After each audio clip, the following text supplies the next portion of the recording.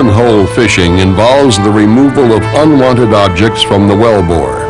The objects can be tools, equipment, and broken pieces of drill pipe, bits, or tubulars. Open hole fishing begins following a back-off in the drill string at or above the stuck point of the fish in the wellbore, leaving an accessible fish top.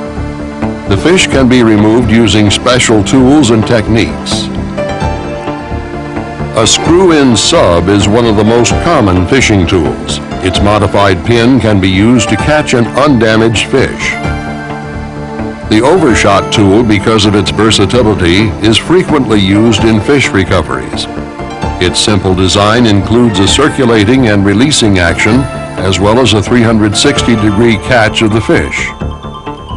Normally, the overshot or screw-in sub is connected to the bottom of the bumper sub and fishing jars on the fishing assembly.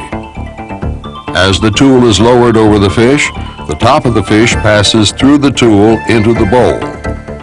When the assembly is raised, grapples engage the fish at a lower point, and it is worked free and pulled upward.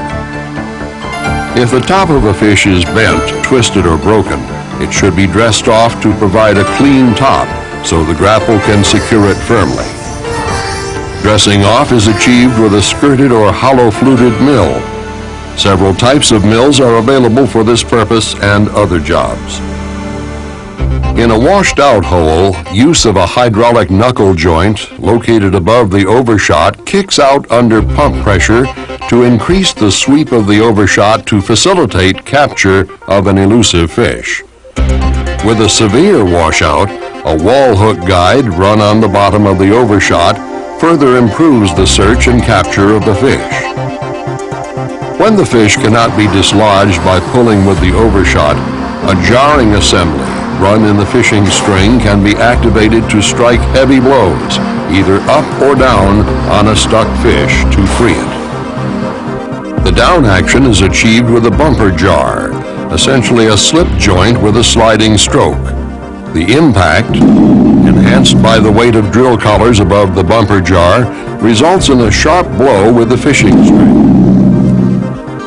Dropping the string quickly produces a sharp downward blow on the fish. This jarring action is especially effective in freeing key-seated pipe or a string that is stuck as a result of an upward pull. In many cases, a stuck fish will require a powerful upward jar to free it. Hydraulic fishing jars permit an upward impact. The impact produced by a hydraulic jar depends on the amount of pull taken on the tool before it trips.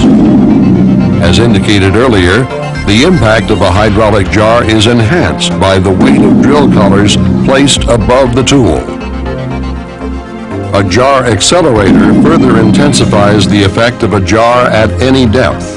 It is especially effective in shallow fishing operations where elasticity present in longer drill strings is not available. The use of an accelerator also keeps the energy of the jar impact from being lost uphole.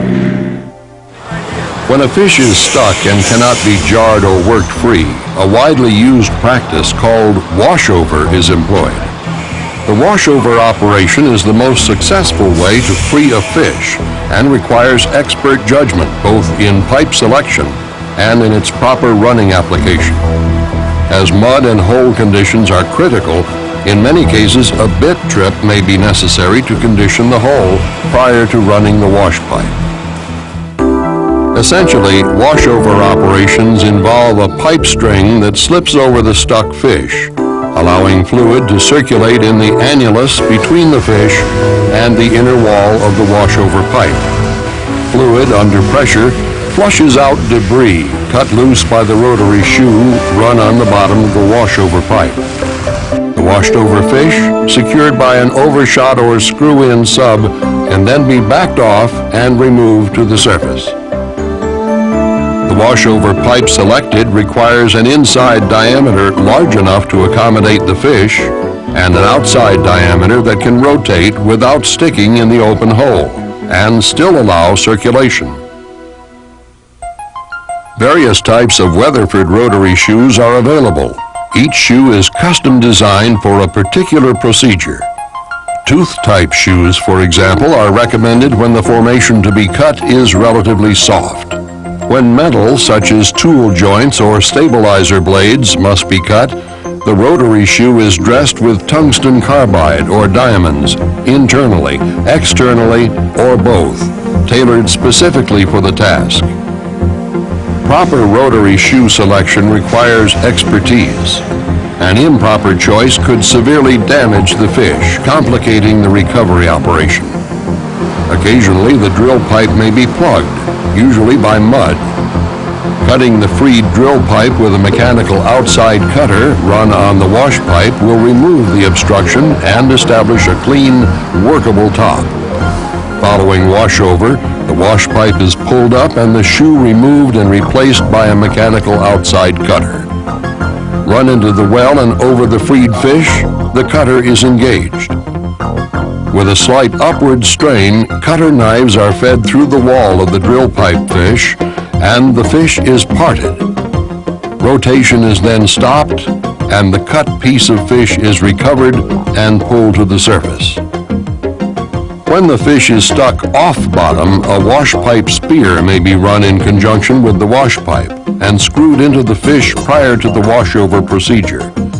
This prevents a fish freed by the washover operation from dropping to the well bottom and damaging the well bore, drilling string, or drilling bit. Open hole fishing also involves the retrieval of junk at the well bottom. Junk is defined as any unwanted material in the hole that hampers operations, such as accidentally dropped tools, metal debris, and parts of equipment, including cones from drill bits. A commonly used retrieval tool is the fishing magnet. Fishing magnets are especially cost-effective for retrieving smaller ferrous objects, such as bit cones, slips, and mill cuttings. Permanent magnets have circulating ports around the outer edge so that fill and cuttings can be washed away, exposing the junk for proper magnetic contact. Magnets are furnished with flush guides, lipped guides, or mill guides, which help in washing and securing the junk.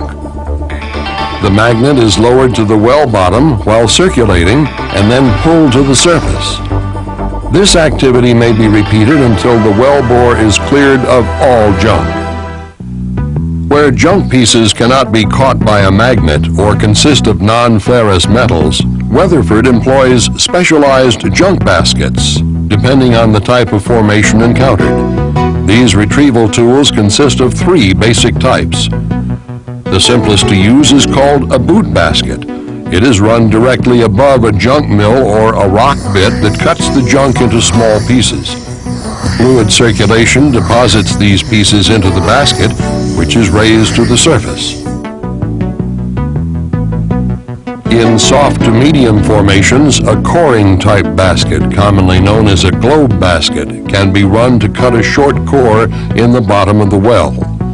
This core, as well as any junk contained in it, is held in place by retaining fingers and removed to the surface. In hard formations, a jet-powered or reverse circulating basket is a highly effective tool. Lowered to the bottom, it rotates slowly with circulation to flush settlings from the junk. A ball is dropped into the drill pipe and pumped down until the ball seats in the retriever. The flow of the fluid is diverted to outside the tool, which causes 2 things to occur. It establishes reverse circulation and a Venturi effect, which then creates a partial vacuum inside the junk basket. These 2 forces propel the junk into the basket. Captured junk is secured by hinged retaining fingers. This action continues until all junk is removed from the hole.